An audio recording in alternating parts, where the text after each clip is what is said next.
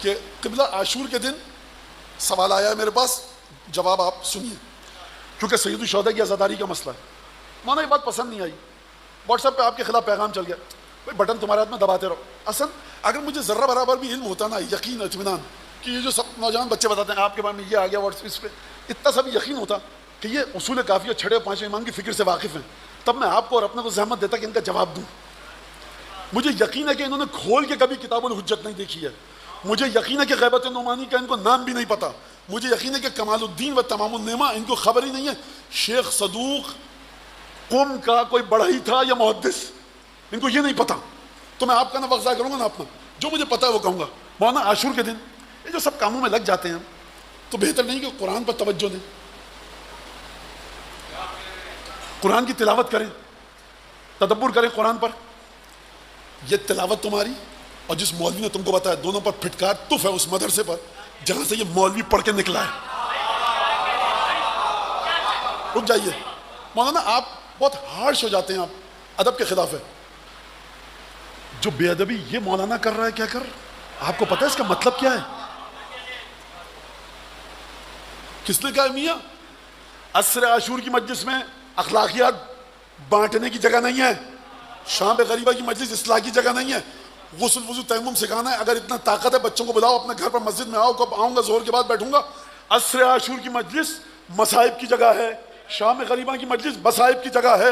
مولانا مجمع تھا، دیکھ کر ہم نے کہا کہ نماز کے بارے میں کہہ دیں، جب آپ کے گھر میں شادی ہوتی ہے میں آؤں گا کہوں گا نکاح کی تقریب کو روکیے، میں نماز کے مسائل بتاؤں گا. مولانا جی کو جگہ دی، اب تمہارے گھر میں شادی ہو تو تکلیف ہو جاتی ہے، مولا حسین کی مجلس میں نماز سکھاتے ہیں. یہ جو ہے نا مولانا آپ نوجوانوں کو بگاڑ رہے ہیں. میں نے مسلسل کہتا چلا آیا ہوں کہ واجبات اور محرمات کل بھی کہا پرسوں بھی کہا، بات یہ کہ آپ کس چیز کو ہٹا کر کس چیز کو رکھ رہے ہیں. خوب توجہ کیجیے گا. قطعاً ثقافت ائمہ احکام ائمہ میں یہ چیز قطعاً نہیں ہے کہ عاشور کے دن تفسیر کے درس پہ تدبر کرو. جو یہ کام کر رہا ہے وہ امام حسین کے خلاف امام حسین سے ٹکر لے رہا ہے، جناب سیدہ کی مرضی سے ٹکر لے رہا ہے. جو یہ کام کہے عاشور کا دن واجبات اولیہ کے بعد آپ کی نماز ہے، کسی کی جان بچانی ہے، آپ ڈاکٹر ہیں، کال آ گئی ہاسپٹل سے، مریض آیا ہے، عزاداری کو چھوڑ کر جائیے، آپ کے فرائض منصبی ہیں، آپ کا تعلق پولیس سے ہے، آپ ٹریفک کو کنٹرول کر رہے ہیں، چھوڑیے عزاداری، ٹریفک کنٹرول کیجیے، سبیل پہ جائیے، جو آپ کا فریضہ ہے اس کو ادا کیجیے. اس کے علاوہ اگر وقت ہے عزاداری کیجیے، اللہم لعن قتلۃ الحسین و اصحابہ. اور اگر قرآن پڑھنے کا شوق بھی ہے تو علماء نے بیان کیا کہ قل ہو اللہ پڑھیے، اصحاب حسین ابن علی کو ہدیہ کیجیے. ماتم کے دوران کہیں نہیں لکھا ہوا کہ آپ سینے پر ہاتھ مارتے ہوئے قل ہو اللہ کی تلاوت نہیں کر سکتے. یاد رکھیے گا عاشور کا دن قرآن پر تدبر کی جگہ نہیں ہے، قرآن ناطق پر گریے کی جگہ ہے. تو بعد میں آگے بچہ نوجوان محبت کی آپ نے کر لیے گا، وہ واٹس ایپ پہ فیس بک پہ آ گیا. میں نے کہا نا کہ میں اس سطح پر ہی نہیں سمجھتا کہ جس نے کچھ پڑھا ہوا ہو تو اس سے بات کی جا سکے. میں بات کروں اب چھٹے امام پانچویں امام کی، آپ لانے فلاں کی بات فلاں کی بات فلاں کی بات.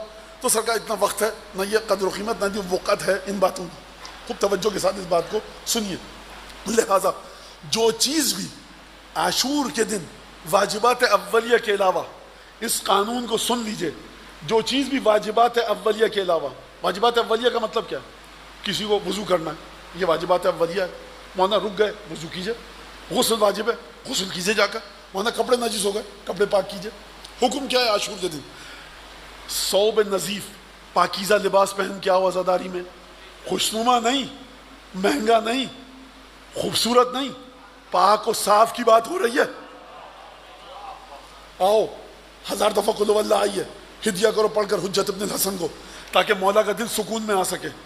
اللہم لعن قتلۃ الحسین و اصحابہ، لعنت کرو تاکہ مولا حسین کے دل کو سکون آ سکے، امام زمانہ کے دل کو سکون آ سکے. مولانا یہ کیا بات ہے؟ آپ کہہ رہے ہیں لعنت، یہ کون سا ذکر ہے؟ امام کے دل کو کیا سکون آئے گا؟ سیدہ کو تعزیت پیش کرنے کا فلسفہ کیا ہے؟ تعزیت تو غمزدہ کو دی جاتی ہے، امام حسین اس وقت جنت میں سیدہ کے ساتھ، تو تعزیت کا کون سا فلسفہ؟ کبھی کھول کر مفاتیح کھول کے دیکھ لیا کرو.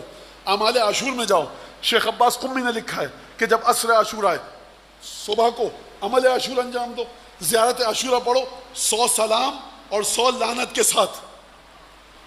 اور پھر مزید درس عاشورہ لینا ہے، دعائے علقمہ پڑھیے جا کر.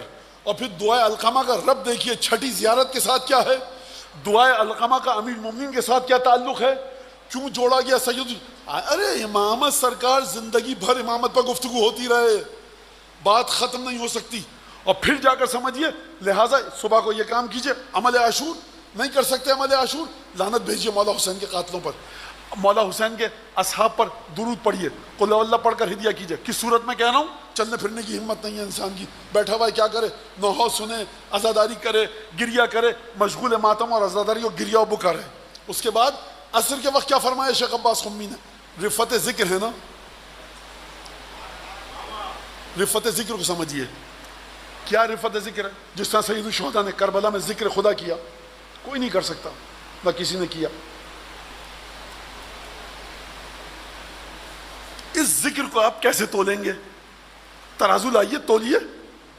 بھائی آپ کہتے ہیں جس نے ایک دفعہ فلاں ذکر کیا سیدہ اس سے اس طرح خوشحال ہوتی ہیں، آپ نے یہ کام کیا رسول خدا اس طرح سے ثواب دیتے ہیں، فلاں کام کیا 12 امام خوش ہوتے ہیں، فلاں کام کیا فلاں امام یہ کہتے ہیں. یہ ترازو ہے نا، ائمہ نے بتائے.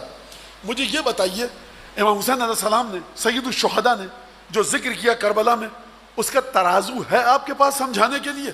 یہ ترازو خدا کے پاس ہے، اور خدا نے کس کو دیا؟ وارث حق حقیقی یہ سید الشہداء یعنی سید ساجدین، یعنی حضرت باقر العلوم، یعنی امام صادق، یعنی امام کاظم، یعنی امام رضا. سلسلہ آتا ہے چلتا ہوا کہاں تک؟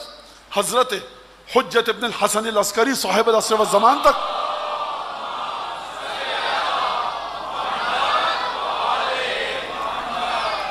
اور اس کے بعد پھر کربلا کے وارثوں کا سلسلہ بند ہو جاتا ہے حجت ابن الحسن تک آ کر.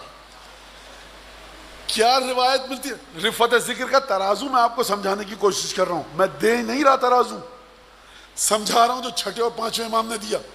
فرمایا من بات عند قبر الحسین لیلۃ عاشورہ، یا من بقیہ یا من ظل عند قبر الحسین یوم عاشورہ. دو روایتیں ہیں، جو شب عاشور امام حسین کی قبر کے پاس گزارے، دوسری روایت ہے جو روز عاشور گزارے. دوڑتے ہوئے بھاگتے ہوئے گئے آپ، شب عاشور پہنچ گیا، مغرب عشاء کی نماز پڑھی مولا کے حرم میں، اور کہا یہیں رہیں گے، استغفار صلوات دعا قرآن جو بھی پڑھتے رہے آپ. یہ وہاں کی بات کرو، حرم میں رات گزارنے کی. دو روایتیں ہیں، ایک ذلہ باقیاً، ایک ہے بغیر بکا کے.